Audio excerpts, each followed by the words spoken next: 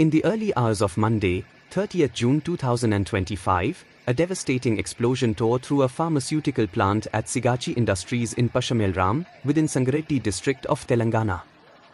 The blast occurred around 9:20 am in a spray drying unit, a critical component used to convert microcrystalline cellulose, MCC, into powder form for pharmaceutical, food and cosmetic uses.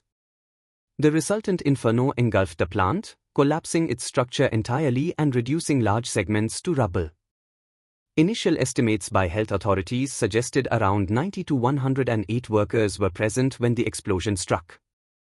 Eyewitness accounts describe scenes of horror, bodies reportedly hurled hundreds of meters away, engulfed in flames or trapped beneath the strewn debris. Migrant laborers from states such as Odisha and Uttar Pradesh made up much of the workforce. One survivor recounted being thrown out of the factory just as the blast hit, an experience all too close to what many others endured. Emergency services responded swiftly, dispatching 11 fire engines and deploying NDRF and SDRF rescue teams, along with robots, to assist in the grueling operation that continued non-stop through the night. Fire Services Director G.V. Narayana Rao confirmed the blaze had been extinguished and that the entire structure lay in ruins, making rescue efforts a painstaking process. By the end of Tuesday, the death toll had tragically climbed to between 36 and 42, as officials continued to comb through the debris. Over 34 charred bodies had already been recovered. Many victims were identified only after succumbing to burns in nearby hospitals.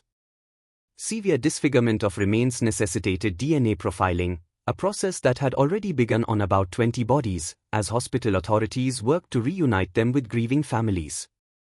Roughly 25 to 40 people were reported injured, many suffering burns or respiratory distress from toxic fumes. While several were undergoing intensive care, officials feared the count of missing workers could rise, owing to unclear records and the chaotic aftermath. The exact cause of the blast remains under scrutiny. Preliminary investigations suggest a likely buildup of pressure in the spray dryer unit. The accumulation of fine MCC dust can render these reactors prone to sudden ignition and explosion. Factory officials have neither confirmed nor denied this scenario, but have acknowledged extensive damage has halted operations for at least 90 days, pending structural assessments and repairs. In response, Telangana's government established a 5-member inquiry panel to probe procedural lapses and failures. The Health Minister, Damodar Raja Narsimha, and other senior figures are urging a thorough forensic review, including audits of MCC refinery processes and safety equipment. Meanwhile, Chief Minister Revant Reddy has ordered inspections across all chemical plants in the state to ensure compliance with industrial safety laws. Political leaders across the spectrum have expressed sympathy.